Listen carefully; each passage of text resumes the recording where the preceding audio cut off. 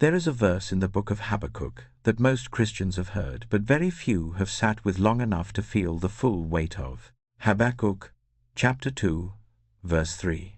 For the vision is yet for an appointed time. Though it tarries, wait for it, because it will surely come. It will not delay. Read that slowly. The vision is real. The appointed time exists, but it has not come yet. And God himself says, wait. What I want to talk about today is the space between those two things, between the vision and the appointed time, between what God showed you and what hasn't happened yet. Because if you are in that space right now, if God gave you something years ago, a dream, a calling, a clear sense of what was coming, and it has not arrived, yet most people in that position are doing one of two things. They are either questioning whether they heard correctly, or they are blaming themselves for why it hasn't happened. They think the delay means either the promise was wrong or they are wrong.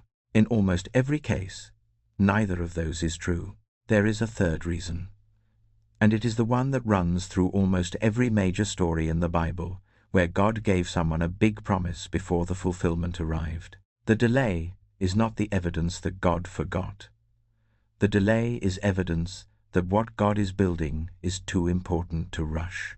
Before I give you the reasons, I need to establish the one principle that holds all of them together. The gap between promise and fulfillment in the Bible is almost never random, it is almost never punishment, and it is almost never caused by God being slow. It is caused by one of two things.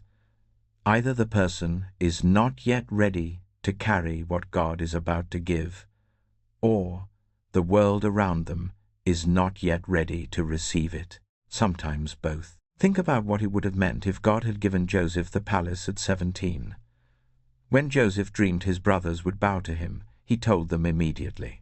He had no wisdom about timing, no understanding of how others would receive the vision, no experience with power, no ability to forgive at scale. The 17-year-old who bragged about his dreams to the brothers who already resented him would have been destroyed by the position that the 30-year-old was equipped to hold. The delay was not God withholding the promise. The delay was God protecting Joseph from a version of the promise he was not yet able to carry without it corrupting him. That is the principle. God gives the vision early, he fulfills it late. And the distance between those 2 points is not wasted space.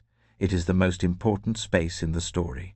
Now here are the specific reasons the vision has not yet happened and how to know which one applies to you. The first reason is this. What God showed you is larger than what you understood when he showed it to you.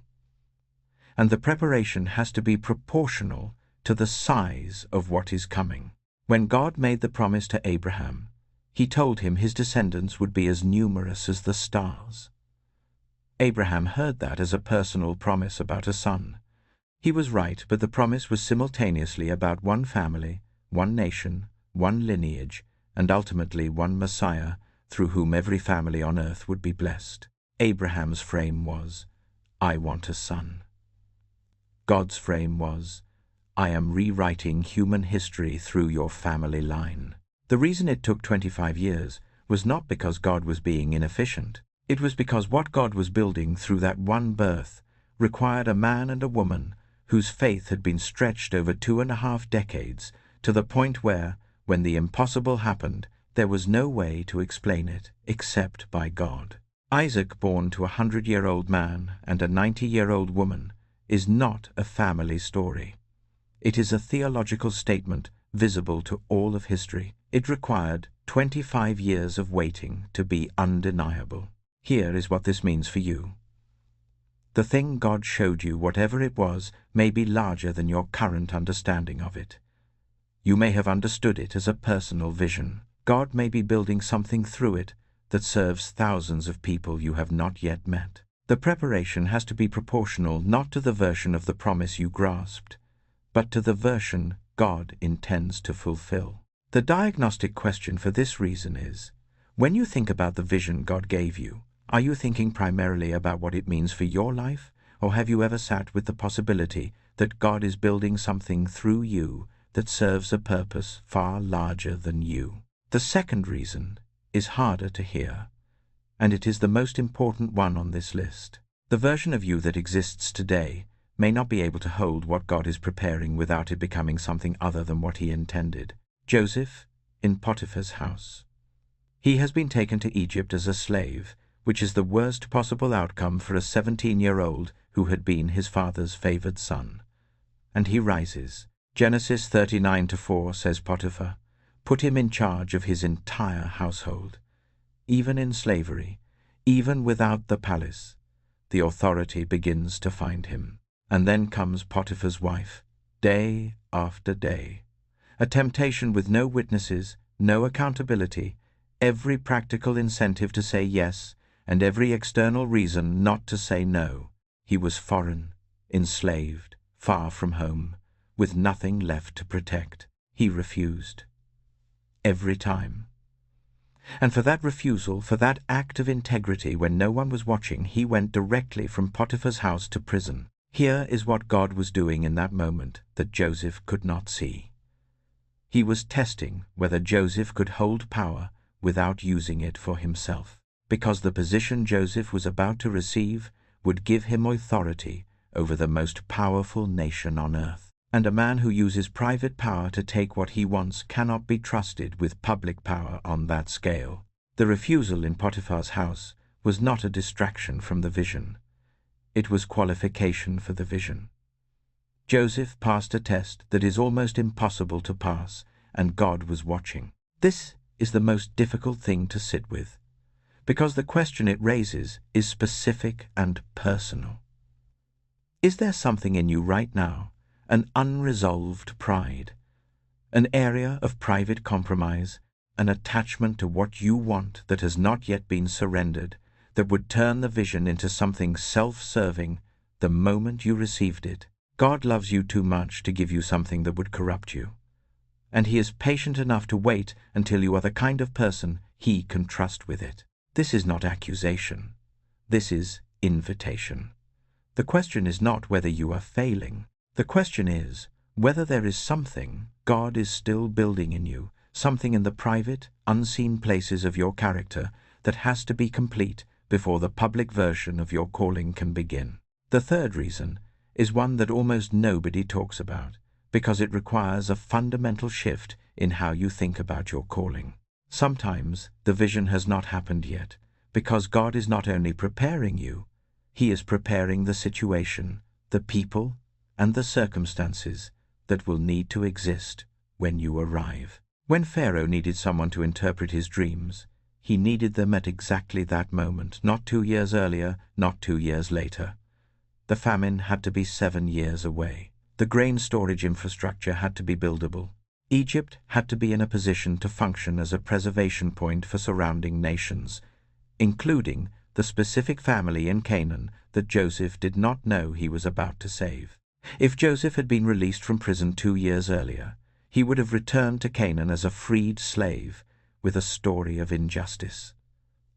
Remarkable, but small. The delay placed him at the exact moment when his specific gift intersected with the exact need of the most powerful leader in the world. The cupbearer's forgetfulness was not a malfunction in God's plan. It was the mechanism by which Joseph arrived at precisely the right moment. Now think about this in terms of your own vision. The promise God gave you, whatever it is, requires more than just you being ready. It requires the people who will be served by it to be in a position to receive it. It requires circumstances to exist that do not yet exist. It requires a door to be open that is not yet open. You cannot manufacture that, and neither can you speed it up. What you can do is trust that the God who is preparing you is simultaneously preparing the moment into which you will step. The delay is not God forgetting your timeline. It is God managing a much larger set of variables than you can see. Abraham's descendants needed to multiply in Egypt before they could become a nation powerful enough to carry the Torah to the world. That required 400 years in Egypt The promise God gave Abraham required generations of his descendants living through something Abraham himself would never see. His calling set something in motion that he was never alive to witness in full, and he is still called the father of faith. Your calling may be larger than your lifetime, or it may simply require a season you cannot see yet.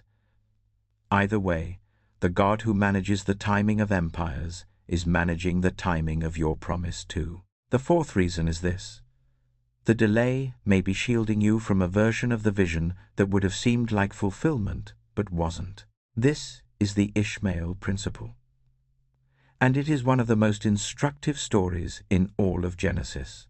Abraham and Sarah waited 11 years after the initial promise. 11 years of silence and an empty womb and a promise that seemed to have stalled. And Sarah came to Abraham with what seemed like a reasonable solution. She had an Egyptian servant named Hagar. Perhaps the son of promise could come through her. Abraham agreed. Ishmael was born, and for approximately 14 years, Abraham probably believed that was the promise. Ishmael was his son. He loved him. When God came back to reaffirm the covenant when Abraham was 99, Abraham said, "Oh, that Ishmael might live before you." He was attached to the Ishmael version of the promise. He had adjusted his expectations downward to fit what was humanly possible. And God said, "No, not Ishmael, Isaac, Sarah's son, not the son of human engineering, the son of divine impossibility." The Ishmael version of the promise was real, meaningful, and good in many ways, but it was not the promise. And if Isaac had arrived before Ishmael, Abraham might never have had Ishmael at all. But if God had allowed the Ishmael version to fully satisfy Abraham, Abraham might never have pressed through to the Isaac version. Now ask yourself this: is there an Ishmael in your story? A version of the vision that you settled for or were tempted to settle for that was humanly achievable but was not actually what God had spoken? And is part of the reason for the delay the fact that God is not willing to let you mistake Ishmael for Isaac? The delay is sometimes God's way of saying, what you are about to settle for is not what I promised. Keep waiting. The real thing is still coming. The fifth reason brings us back to where we started.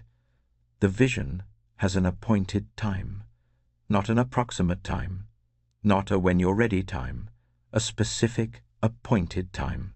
Habakkuk 2-3 uses a very particular phrase in Hebrew. The word for appointed time is Moed, the same word used for the biblical feasts, the sacred calendar, the moments in Israel's year when heaven and earth were scheduled to intersect. God does not use a casual word. He uses the word reserved for divine appointments. The vision will happen at its Moed, its scheduled intersection of heaven and earth, its moment that has been on God's calendar since before you received the vision. Galatians 4 captures this about the biggest promise in all of history. But when the fullness of time had come, God sent forth his Son. The fullness of time. A Greek language had to spread across the world. Roman roads had to be built connecting every major city. A political and religious tension had to develop in Israel that would make the cross both legally possible and publicly visible. 400 years of prophetic silence had to build enough pressure that when the voice of one crying in the wilderness finally broke through, the whole nation would feel it. The incarnation had its mode, its appointed time.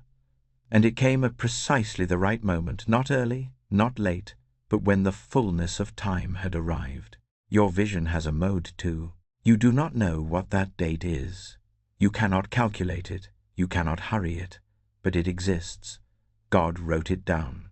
And everything that is happening in this delay, every lesson, every test, every season of preparation, is moving you toward that specific moment. Before I close, I need to say something that is difficult but necessary. Not every dream is from God. Not every vision survives contact with reality. And not every delay is the prelude to fulfillment. Sometimes a delay is God's mercy, allowing you to slow down and reconsider whether what you are pursuing is actually what He said. The difference between a God-given vision and a self-generated ambition is not always obvious from the inside, but there is one test that tends to reveal it over time.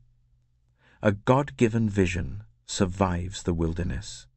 It does not disappear when circumstances get hard. It stays.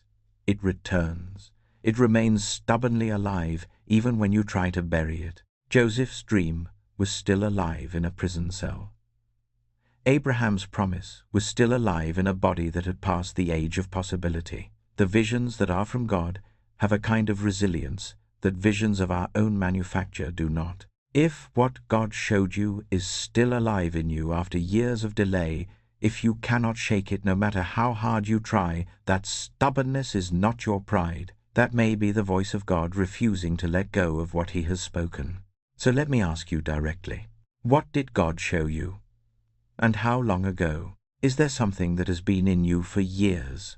A calling, a dream, a clear sense of what was coming that has not yet arrived? And in the waiting, have you started to question whether you heard correctly? Here is what I want you to take from today. If what God showed you is still alive, if it has survived the delay so far, then the delay is not the death of the vision.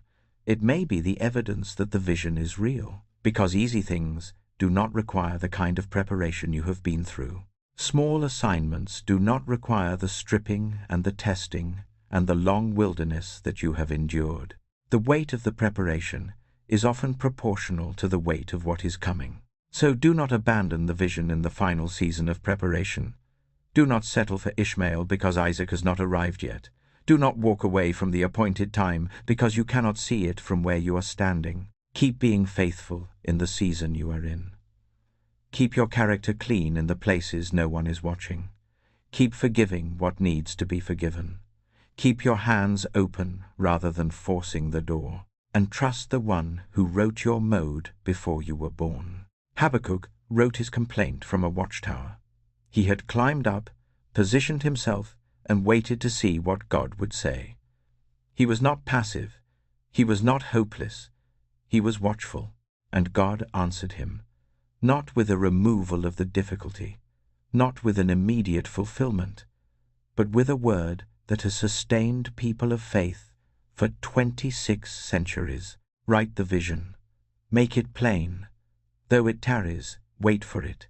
It will surely come. Those words were written to a man who had not yet seen the fulfillment, who was watching a nation collapse around him and couldn't understand why, who had cried out to God and heard nothing for what felt like long enough. And God said, "Write it down.